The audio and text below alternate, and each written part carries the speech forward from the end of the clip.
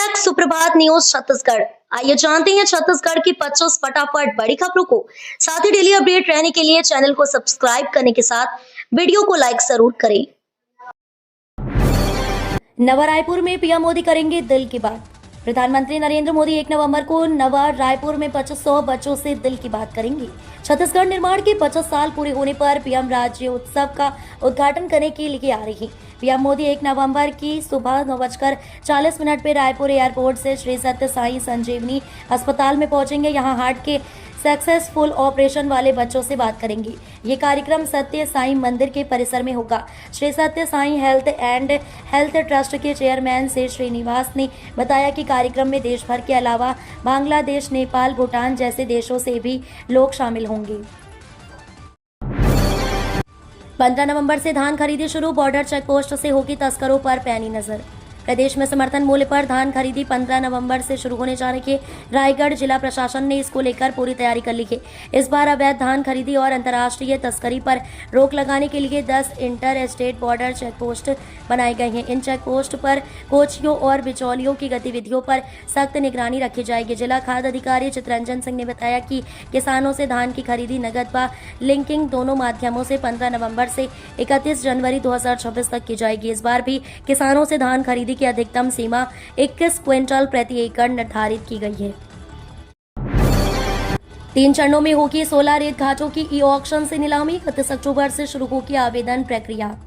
छत्तीसगढ़ के रायगढ़ जिले के 16 रेत खदानों की नीलामी ई ऑक्शन प्रणाली से 3 चरणों में होगी। इसके लिए आवेदन की शुरुआत 31 अक्टूबर से होगी, तो वहीं नीलामी की प्रक्रिया नवंबर के पहले सप्ताह से शुरू होगी। विदित हो कि पहली बार प्रदेश में रेत खदानों की नीलामी ई ऑक्शन प्रणाली में रिवर्स ऑक्शन के तहत हो रहा है, जिसके कारण विभाग के अधिकारी व कर्मचारी भी असमंजस की स्थिति में है। यही कारण है कि जिले के रेत खदानों को 3 वर्ग में बांटकर 3 चरणों में किया जा रहा है। छत्तीसगढ़ में यहां बिछेगी 490 किलोमीटर तक नई रेल लाइन। रेल मंत्रालय ने दी मंजूरी। केंद्र सरकार ने बस्तर के दिल तक पहुंचने वाली 490 किलोमीटर लंबी लौह धमनी को मंजूरी दे दी है।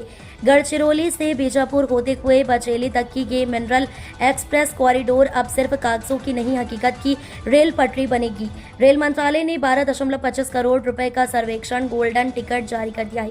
ये वह पहला कदम है जो बस्तर को देश के रेल नक्शे पर लाल बिंदी से हरी लाइन में बदल देगा। ये लाइन महाराष्ट्र, छत्तीसगढ़ और तेलंगाना की सीमाओं को रेल की माला में पिरोएगी। बीजापुर के आदिवासी गांवों में पहली बार रेलवे स्टेशन की घंटी बजेगी।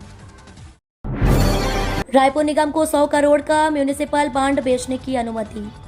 नगर निगम को 100 करोड़ का म्युनिसिपल बांड जारी करने की अनुमति राज्य शासन से मिल गई है।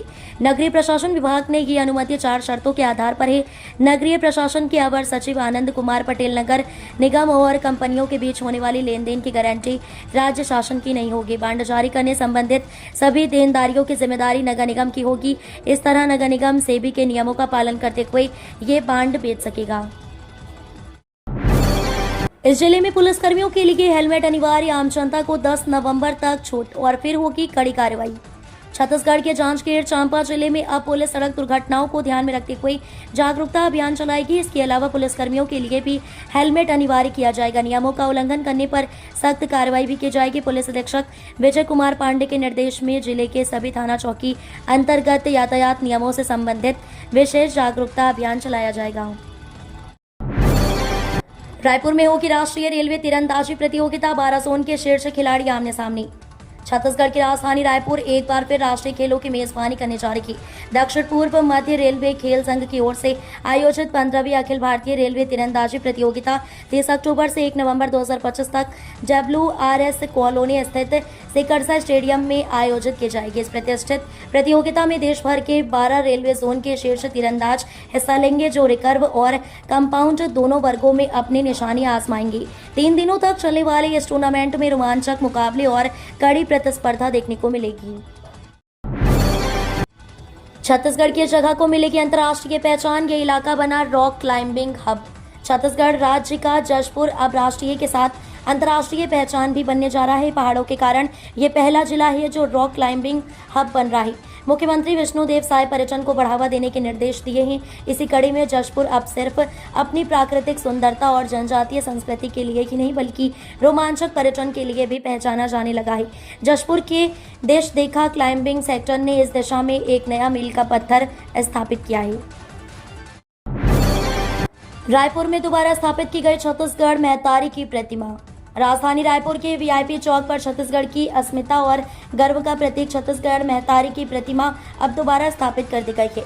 रविवार रात अज्ञात व्यक्ति द्वारा प्रतिमा खंडित किए जाने के बाद पूरे प्रदेश में गुस्से का माहौल था। लोगों के विरोध और सरकार की तत्परता के बाद सोमवार सुबह प्रतिमा को पुनः स्थापित किया गया। वहीं पुलिस ने त्वरित कार्रवाई करते हुए आरोपी को गिरफ्तार कर लिया है। तेली बांधा थाना क्षेत्र के वीआईपी चौक में रविवार देर रात एक व्यक्ति ने छत्तीसगढ़ महतारी की प्रतिमा को उखाड़ दिया था।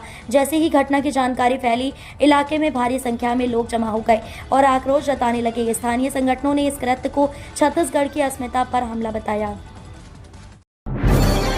दक्षिण छत्तीसगढ़ में दिखेगा मोंथा तूफान का कहर। अगले 2 दिनों के लिए आईएमडी ने जारी किया रेड अलर्ट।